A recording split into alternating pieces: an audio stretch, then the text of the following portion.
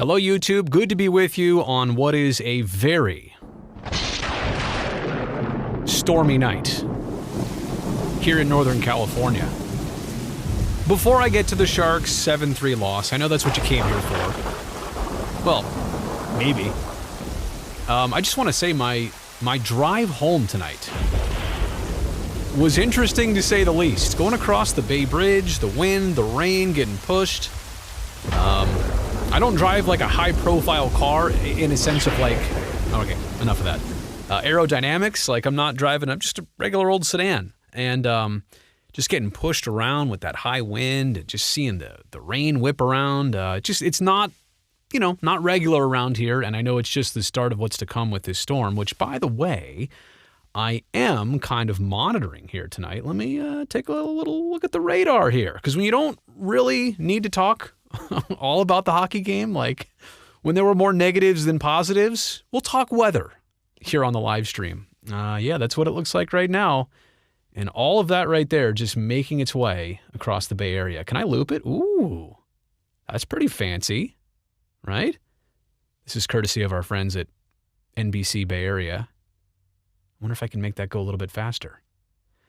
Well, anyway, you kind of catch the drift. A lot of green. Oh, some yellows developing across the San Mateo Bridge. Have you had enough of that yet? This is the slowest loop ever. Oh, I see. This was earlier tonight. 7:15, 7:20, 7:30. It's what, like 10:20 right now. I guess we're eventually going to get to like 10 o'clock maybe. Fast forward it a little bit. 8:20. There's 9:30. Oh, yeah. Now it's starting to 9:30, 9:40, 10 o'clock. Okay. See, now we're starting to get real here, about 10:15. Okay. Sorry.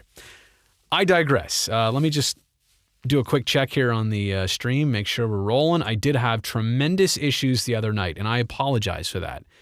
It turned out to be just an internet problem. I thought my settings were wrong. I thought there was a whole bunch of reconfiguration that needed to happen. Turns out it was, I guess, fortunately, just the internet and the upload speed specifically the other night that was going wrong. But I'm back here tonight, and this is such a contrast.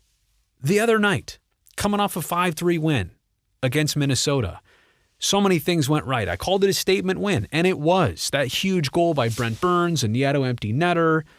They found a way to win the other night in Minnesota, and that's a good Wild team. But man, this is a really, really good Avs team. Like scary good.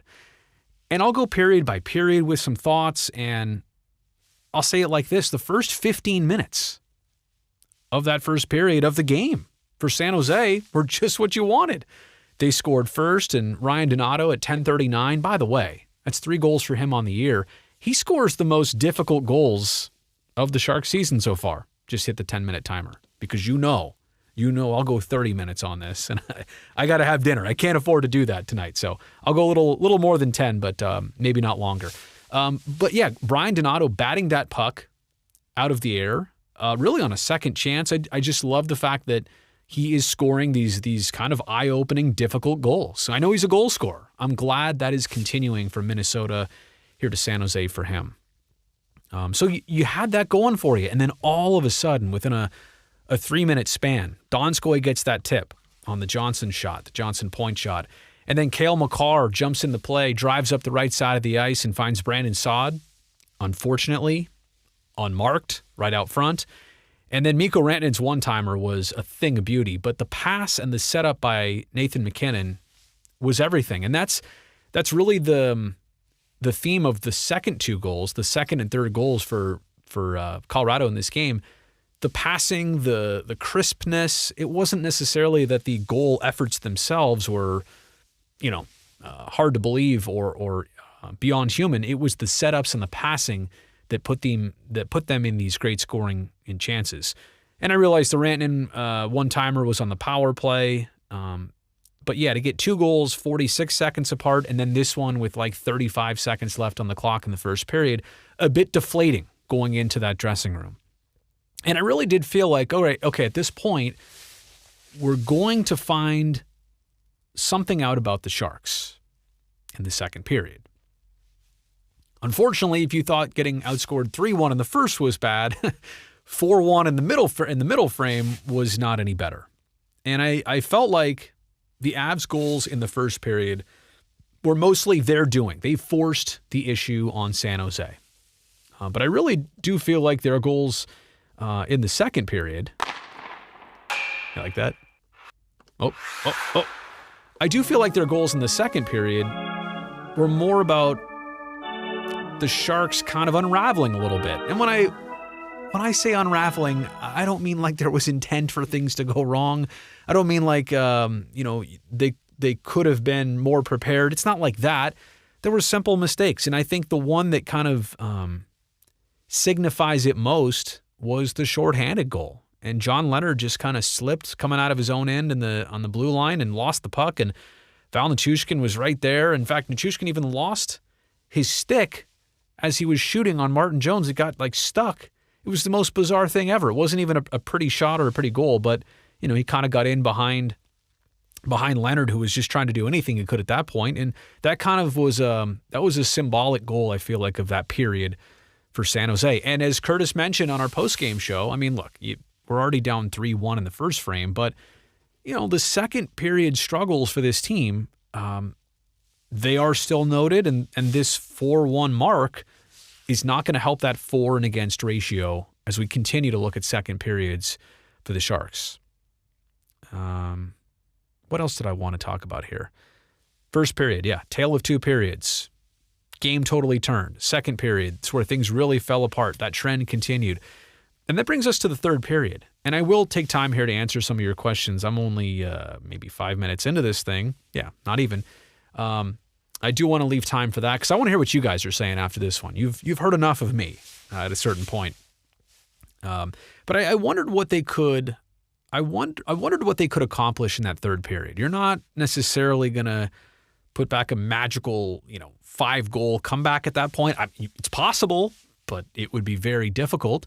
But I think just getting a goal in the third, not letting it get out of hand even farther was probably good. The fights and the stuff, the chippiness at the end after the whistles, honestly, I know some like it. I know some especially think in this series format that it helps set a tone for the next game. I don't know. Does it really matter in all the playoff games you've seen? Does it really matter when you see that at the end of one game? Or does it signify, hey, this team was frustrated and they want to let you know about it before they leave the building, before they get back on the bus, they need to get this out of their system. So I kind of side both ways. I see it as the Sharks wanting to be hard on the Avs, but I also see it as they wanted to just get some frustration out. And if that's what it is, the latter, look, I'm fine with that. Get some frustration out, burn it off, but just make sure that what you ultimately pay them back with is being very difficult to play against on Thursday. And this is a huge theme for me.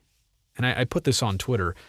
It is a little bit about tonight and struggling to this extent. It's the first Sharks game that went off the rails this year. There was the second game in Arizona where they just never really had a grasp on the game. But this one was the first time that they lost it and weren't even close to getting it back. And these things are going to happen. Lost my train of thought there. But yeah, I know. This is what we're about to see from them now is next game. And I'm not even saying that a win needs to happen. A win would be great, don't get me wrong. But what you need to see is a workmanlike effort. What you need to see is a responsible game, a close game, a well-fought game. If they can do that, right? If they can do that next game, I'd be satisfied even in a losing result so long as, okay, that looked like a totally different Sharks team. I feel a lot better about this situation, right? So that's all you're asking from them is to provide you with a good showing. Now, let's also say this, a good showing a lot of times could result in a win. So that might be the platform for them. But I really am going to read something into their response in this next game. Really am.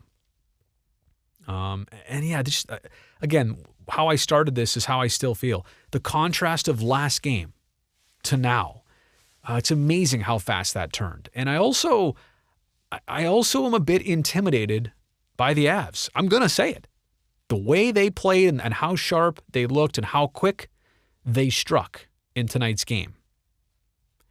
That clearly looks like a team that could win this division, right? So they are, as we said on TV, as advertised. I really do feel like they are that good. At least they look that way tonight. Here were 2 3-3 teams that entered the game with the identical records. Avs were probably pretty frustrated about being 3-3. They have the ultimate aspirations this year. They're built quite well. A lot of people like what they see in them. The Sharks, on this never-ending road trip, it seems, although it will end at some point, probably a little bit more content just playing 500 hockey to get through this. But now, if they want to maintain that, here comes the difficult part on Thursday to try and keep pace. All right, let's take a look at some of the Twitter questions and comments. I was just checking to make sure that you could see me on this screen and I can see the questions here. Yari saying your flow is fire. Yari, I appreciate that. I hope I'm pronouncing your name right.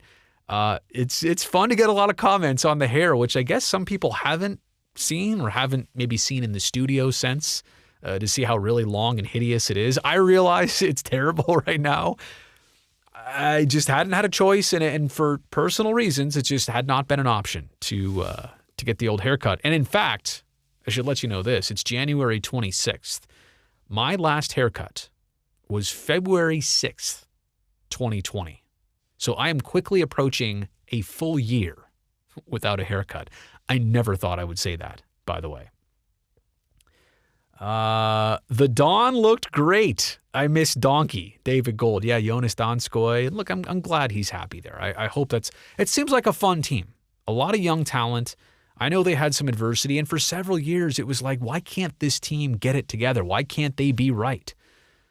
Quite honestly, it does seem like this might be one of their years to make it right. Mark says, I look like Gregor. Take that as a compliment. Big Bird says, hey, boys, we're going to start playing like a team or just out for each other this year. Oh, we're going to start playing like a team or we just out for each other this year? Disgraceful game. Look, that's what I was saying before. If the Sharks come back with the effort that you think they're capable of next game, you can write this one off. I know it was rough to watch tonight, but you can essentially then look at this as a small bump in the road, and these are going to happen. We're 7 games into 56. It's going to happen once every 10 games, 15 games.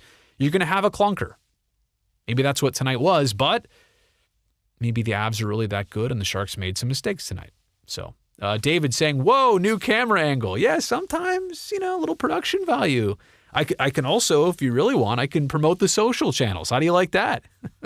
I got a lot more bells and whistles that I'm even capable of showing you right here and right now. I set up this live stream to be simple, quick, so I can just come home, hit a couple buttons, and talk to you guys after games.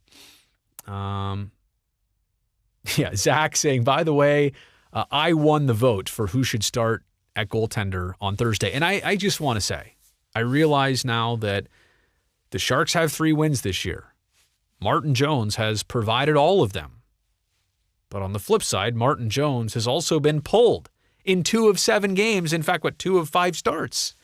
It's bizarre. And the other 2 times that Devin Dubnyk started, he did not deserve the end result of how the scoreboard looked. There goes my 10-minute timer. I saw that. There's a little clock that ticks down, so I was keeping an eye on that. But I'm going to hang with you a couple more minutes. I'm also going to be honest with you. It's 10:33. I haven't eaten dinner yet. And I have the baby monitor for my son over there. Whoops. So if he, in fact, wakes up, I'm going to be hitting stop on this thing so fast and help get him back to sleep. So I am multitasking to the extremes here tonight. David Gold, do they have some time to practice? These individual efforts aren't going to get it done. David, that's a really great point, and we should elaborate on that a little bit more on TV, maybe on Thursday. Practice sessions have happened. Like yesterday, they did get on the ice at Ball Arena. I'm going to keep calling it Pepsi Center. They did get on the ice after flying in late the night before from Minnesota. But that's a thing about playing every other day. Today is the 26th of January, so 12 days now the Sharks have had game off, game off, game off, game off, game off. I know this because that's my life schedule too. So the opportunity to really get a couple days into practice, to really let things sink in, just hasn't been there. Now, no excuses. Like, every team is dealing with unique situations, and the Sharks even more because they haven't been home yet out of 7 games, and it's probably going to be another 6 or 7 more until they can. But I do think that sometimes practice can ail these things, and especially a team that had an expedited training camp, no preseason games. They're going on the fly here. So I don't know that practice always fixes things immediately, but I do think that they are suffering right now from not having as many practice availabilities in between. Because, yeah, you want to have practice days, but you also want to pace yourself when there's only one day off in between everything. Mark, what a lot of people are not noticing is how well Donato has done so far. He looks like a steal. His all-around game is good, backs up teammates, and is producing points. I agree. You know what? If I'm looking for the brightest spots of this season so far, I also don't dislike Devin Dubnyk. I think he gives the Sharks a different look in there. I think if he gets the help, and he comes in tonight's game, like, what do you want? What do you expect? And in fact, at that point, I guess it was 5:40, a little bit after 5:48 in the second period, he comes in and he only allows 2 more.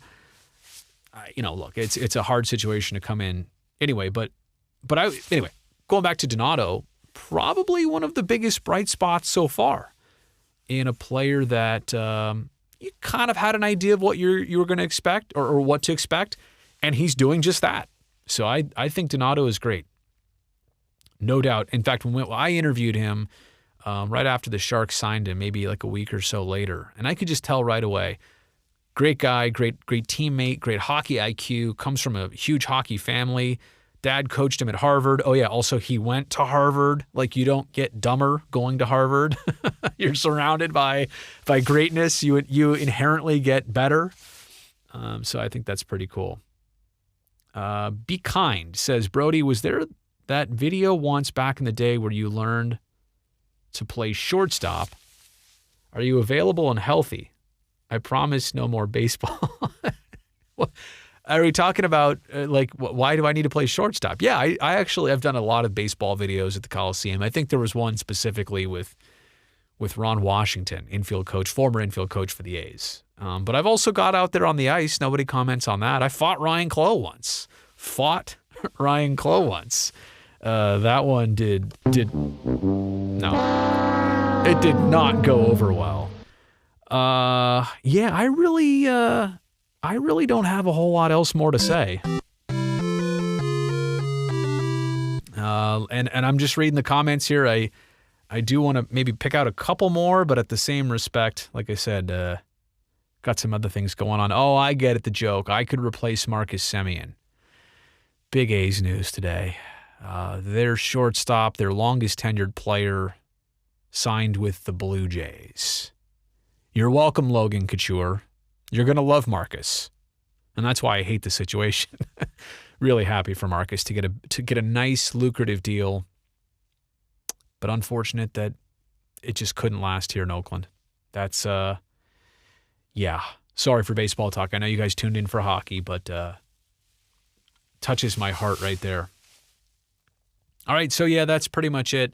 I also hope you guys recognize, and I'm not going to come on after every game. In fact, on Thursday, I can already tell you my personal schedule may interfere after the game. Not like I'm going out for drinks with anybody. No. But I may have some things I need to tend to that evening to get done for the next morning. So I won't be doing these all the time, but I feel like it's important to, if I'm going to come on after great wins and pump things up and tell you all the good things, like I also want to be here with you for the clunkers. I think that's important. And not just on television, that's the obligation of the job, but, to show up here on the social too. So I see a lot of other comments. I apologize if I don't get to all of them, but I do appreciate all of you for being here. I'll remind you, if you're not subscribing to the channel, please do. Like this video while you're still here. If you could, that would help me out, help the numbers out. It is kind of the goal right now to get this channel to double the size by the end of 2021, which I think is attainable. So I appreciate it. Thank you all very much. I will play us out with the NBC hockey theme. And also the weather outside. Yeah, let's get one more live look at that. Why don't we? Be safe out there, everybody. So this was from earlier. Let me fast forward to later. Come on, website. It's not wanting to work for me. Oh no, the music's gonna end. I need to hit the stinger at the end. All right, there we go. There you go, everybody. That right there is what we're up against right now. That. Boom. See, watch, I can mess with it. Boom. All right, enough horsing around. Good night, everybody, and seriously, be safe.